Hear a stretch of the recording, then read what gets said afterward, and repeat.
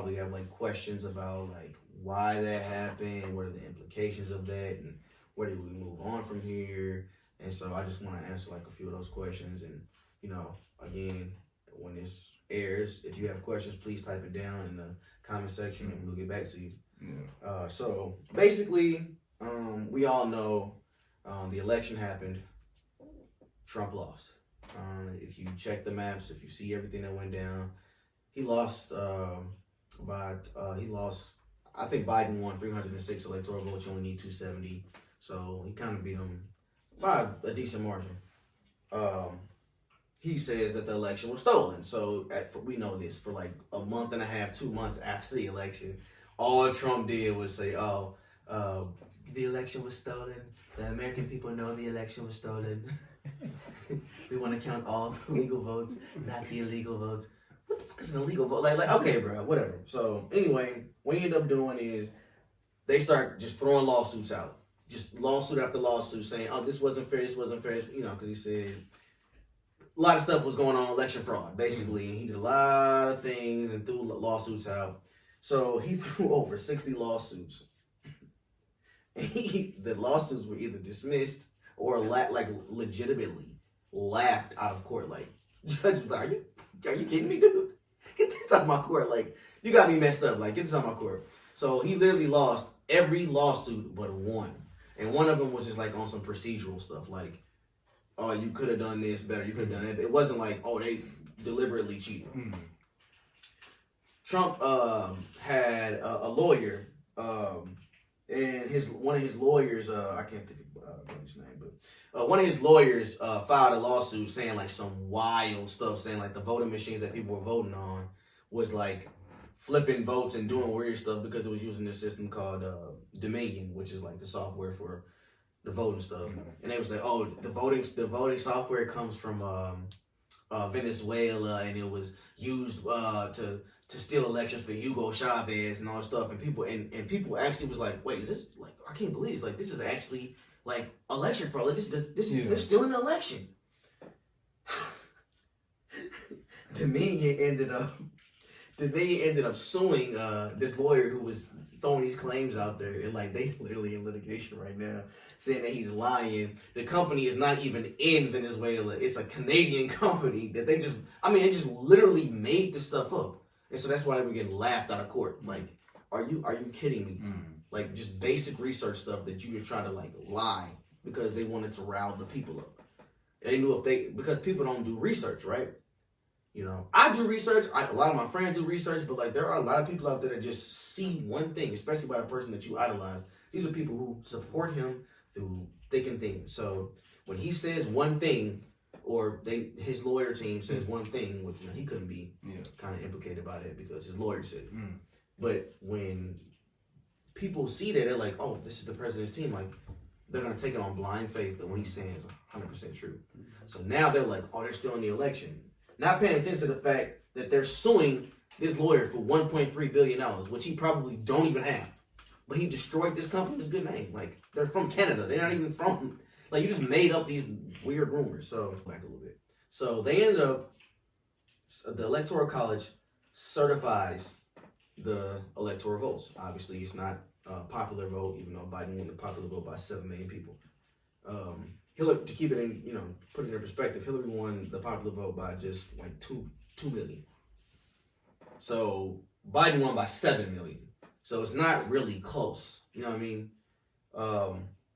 So anyway, the Electoral College certifies their votes. And what they do is after they certify their votes, they send it to Congress. Congress certifies the votes themselves. But it's just a procedural thing. It's just like putting your hand on the Bible and swearing into office. That's not required by the Constitution. It's just a procedural thing, and it's like symbolic. Like, oh yeah, we seen them and we certified. There's never been no like dispute. Like it just like when they come in, you take them, you say, oh, they voted for this, and then you pass it, and then next person becomes president. However, Republicans wanted to perpetuate this idea for political expedience for them. Like they know the election wasn't rigged, but the Republican Party belongs to Trump now. Like, at least 60 to 70% of the Republican Party is the Trump Party now. So if I'm a regular Republican, I got to get those people. But if I go against Trump and certify the vote, I won't be voted into office next year. So what they do is they perpetuate, oh yeah, there was election fraud, and we should check into this, and we should do this, and we should, and they would, all of that stuff, and what they did was, the people who followed them be like, yeah, see, even my senator's saying this, my representative is saying this, so yeah, we got to go to the Capitol. So these people get galvanized, they start talking on social media sites and all kinds of stuff, and planning this, which obviously the FBI should have. That's not hard. That's like minor intelligence. Like, you should know that. Like, if somebody planning to storm the Capitol and you don't see that, that's pretty pitiful. So they start passing information or whatever. They go to a speech at the White House, which is the same day that they're certifying these votes that the Electoral College cast, right? They're at the White House. Trump has a rally in front of the White House, and he says, we should march down there and show them that we're not going to take this. But, basically, so many words saying, y'all go down there and protest, or whatever. And Rudy Giuliani, like his de facto, like, lawyer liaison, whatever you want to call him, goes up there and says, we're going to have a vote by combat. A trial by combat. He should be arrested. That's literally inciting. Like, he's saying, fight. Combat, fight. Trump didn't say that. He was just like, let's just go down to the Capitol. Obviously, he knew what he could. Yeah. But really, Giuliani thought he was like, man, we got the law on our side. We got everything. I'm saying it. And so he could be under, both of them under investigation, but that's neither here nor there. So basically, he sends the crowd down to, he's like, let's march down to the Capitol building and show them, like, no, we're not going to go for this. And the outside screaming, stop the steal, blah, blah, blah. And due to negligence on law enforcement / FBI / everybody in the government, it's like, what, 40 cops tops at this Capitol building. The seat of democracy has like 40 cops. So obviously the crowd overwhelms them, which not really, because if you check the video, you literally see the cops like, okay, pulling the gate back and letting people walk in. Mm-hmm. You know what I mean? So it's kind of crazy, but the whole thing really boils down to partisan divide. You know what I mean? So you got Democrats, you got Republicans. There was a time in American politics where it was an amorphous fluid. Like, you could say, oh, I'm a Republican because I believe this, this, and this, but I also do believe this that the Democrats say. Whereas now it's like, I'm a Democrat and I believe this and believe this. I'm a Republican and I believe this and I believe this, and I can never go to this side. I can never go to that side. So the problem is that we created such a social divide between the two sects of politics that now it's just like everything's in competition. It's like two different teams. It's like two different teams. It's like I play for this team, you play for that team, and we ain't never. I'm never going to your side because I play for this team. Friendships and all that. Yeah. And I had a quick question for you, Cam. Not to interrupt you. Great segment, by the way. What do you think about when it comes to religion? Because I've heard about this, like a pastor telling people who to vote for. How would you take that for either party? Personally, because I know you know your stuff. Yeah, Christianity and stuff. Personally, kind of looking into the political sphere from a religious, like, that usually leads more toward the right, because they're against abortion and gay marriage and things of that nature. So I would say, if the congregation can make up their mind. To me, the pastor is just a vessel speaking, and the whole basis of Christianity is love thy neighbor, right? Like, that's what it all can come down to, is love thy neighbor. And if I'm your neighbor, I don't want any ill will for you, and I can sympathize with your situation. I don't care. But the problem is that people take on blind faith whatever the people that they look up to say, which is a problem, huge problem. And then so like how you said, people will see something and they'll be like, "Oh, he said it." Boom. The only time people fact check is when it's somebody from the other side, unless you have the sense of mind to be like, "Oh, wait, hold up now." Because even if I'm telling you, like I always reference this, even though Kanye West, like old Kanye was like my favorite artist. If he says something, I don't be just taking like, "Oh, all right, we with it." Like, no, I mean, what do you say? I go back, look, what? I'm a double check. He said what? Aaron Rodgers, Patrick, all of my favorite players or athletes, artists, whatever. I'm not just taking what you say and just running with it. It's dangerous. It's extremely dangerous. And it truly is. And it kind we of saw it with the Capitol, right? They took on blind faith that everything that Trump was saying was true. I mean, you got CEOs of companies flying on private jets to come down and join this rally. Like, this isn't just like a bunch of poor, I don't want to say, poor ignorant white folk, that, fell to this message. It was people. You're drunk on the Kool-Aid. Like Trump came into it like, I'm above the swamp. Like, I just was some dude on the outside who made a lot of money, and like I see problems with our system, which I can see how you understand that because politicians have forsaken us. They're just terrible. So I can see why people voted for him at the beginning, but then when he come in and he governs like a standard Republican, like, whoa, like, okay, this dude he just say stuff. And they take on blind faith that what he's saying is true. We're going to pull troops out of Afghanistan. Still troops in Afghanistan. We're going to pull troops out of Iraq. There's still troops in Iraq. Like, at the end of the day, like, if you take on what he's saying on blind faith, anybody, the pastor or anyone, you'll be led astray, and you should not do that. I said the protesters, they were met with a little bit of resistance. It wasn't really much. They went in, they destroyed property. They broke windows, knocked down doors, tore people's offices apart, went into the office of Nancy Pelosi and all that stuff because she's like, I guess, the figurehead of the left, but she's not really left, but we're never getting into that. Stole documents, apparently? Was that stole documents, ripped them up. Apparently I guess the security officers there were saying that these people were connected. They had two-way radios, and they knew where to go.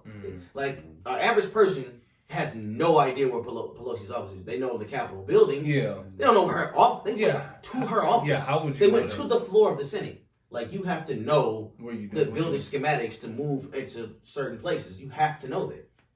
So it's just sad, that they were met with that much resistance. It was just like a wet piece of paper. All you gotta do. And then when did it turn to eventually getting people out of there? Funny thing, Josh Hawley, you know what I'm talking about? Yeah, Josh Hawley, it's the senator of Missouri. I keep getting these messages like from his team, like, if you haven't yet, please take a few minutes to fill out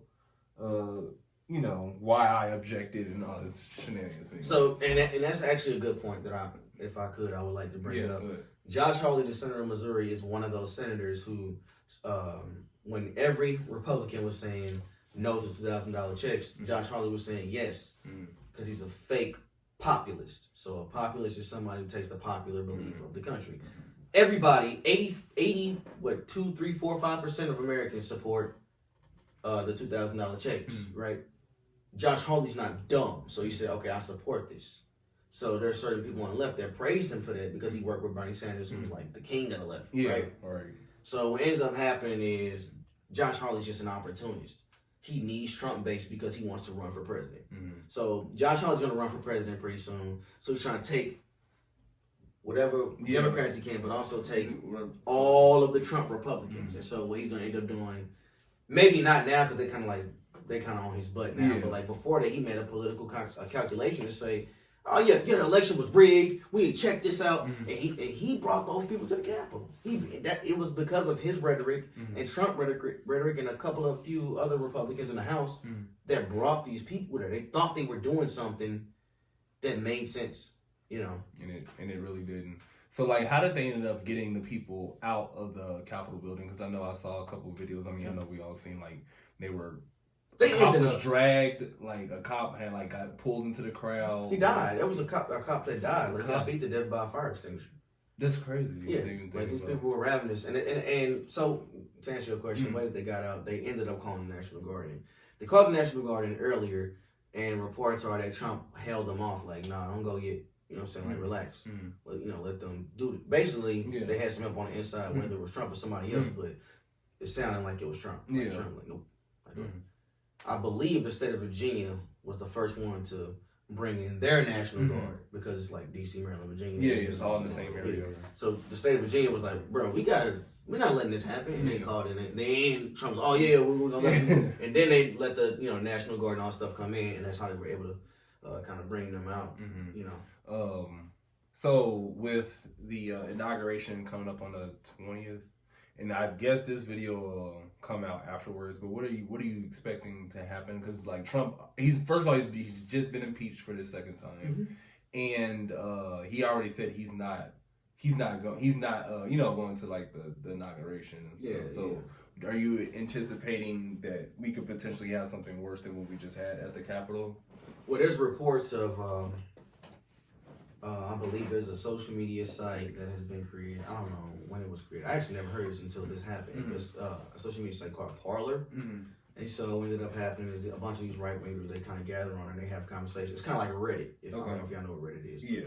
It's just sort of social media site. So they gather on there and they planned a long time ago to kind of charge, or not, I don't know if it was to charge, but to congregate at the inauguration for Biden.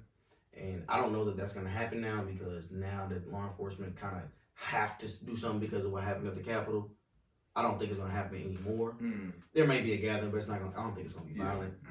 So and then with the impeachment thing, I think a lot of people think when they heard the word impeachment, they thought it meant like he was gone.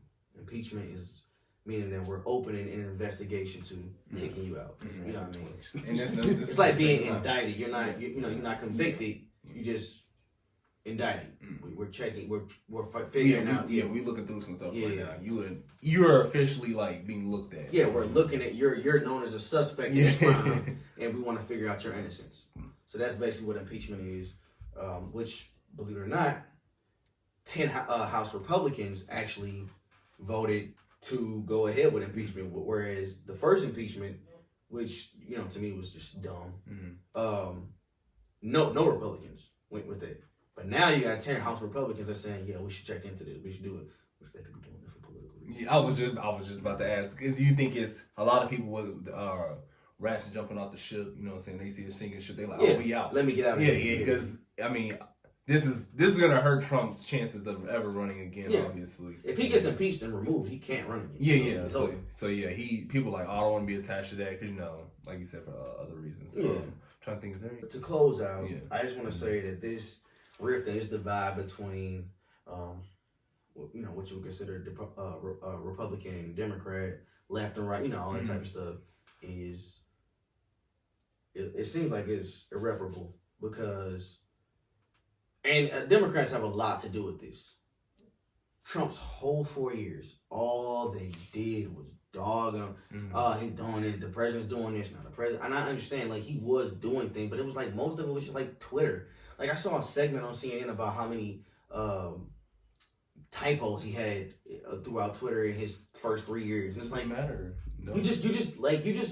And I don't know where I heard this or read this, that if everything that someone does is the biggest thing, then it's starting to start getting like watered down. So like Trump does, let's say he'll be like, he says something outrageous, and it was like, that is the most outrageous thing a president's ever said. Then he does this, no, that is the most. After a while, you're just like, well, everything he do is outrageous. Yes, it's uncommon for a presidential figure to do the things that he does, but at some point, we can't react to everything he does. I mean, that's just creating, like you said, this divide. Now, all the Democrats are gonna be like, "Look at this stupid move." And then the Republicans like, he's just talking. He can't talk. Like he can't. That's what attracts them to him. Yeah. You don't speak in sentences that confuse them. Yeah. Like most politicians, they just say a bunch of big words and say, America. And they speak to like the good people in the working class in America, X, Y, and Z, and they'll just say a bunch of random stuff. You're like, yeah, that sounds like a good answer. Yeah. But you're not actually dissecting what they're saying. Trump just put it out there playing for you. We're gonna build a wall. Straight up. Like, so if a Republican say it, they'll say, well, we're gonna have to, discuss ways to make sure that we control immigration because we're bringing people over here, taking people's jobs. They'll find a way to beat around the bush. But what they're saying is, we want to build a wall. Right. Trump said, we'll build a wall. And people like, for real? Yeah, I'm with that.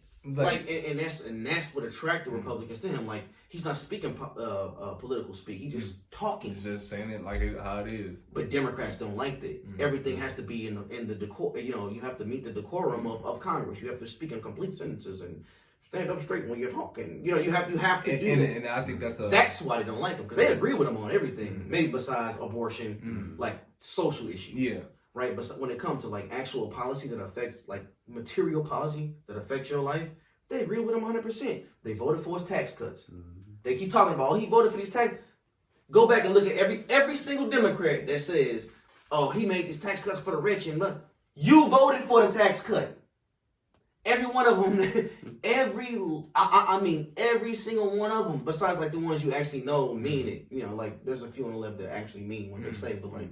For the most part, if you look at Democrats, they're like, he voted for the tax cuts for the rich, and he left you with nothing. You voted for those tax cuts. When they called it socialism by saying we can get Medicare for all so everybody gets health care, you went along with it. You asked, how can we pay for it, but you funded the military, you blew the military budget up. If you add the next 10 nations on planet Earth, military budget together, it still don't equal the U.S. And you raised it again last year. And you voted for it.